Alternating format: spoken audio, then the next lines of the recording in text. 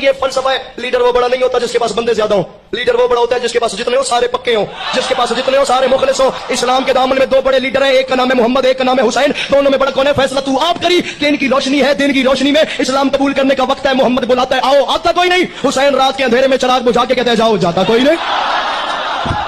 यारी यारी यारी यारी यारी यारी न्याज बेग में तेरे मैं यार नू सलाम करा और जेड़े बाहर बैठे हो हलाल करो, हाथ बुलंद ना रहे। हाय दरी जितने भी नबी है सब अब्बास के फकीर है, जितने भी नबी है सब अब्बास के फकीर है।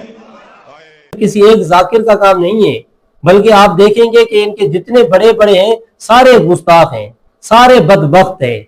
आप खुमैनी को देखें जिसको ये अपना रहबर मानते हैं, उसने अपनी किताब कशफुल असरार में अबू बकर उमर रजी अल्लाह ताला अन्हु को काफिर लिखा है अपनी किताब के अंदर।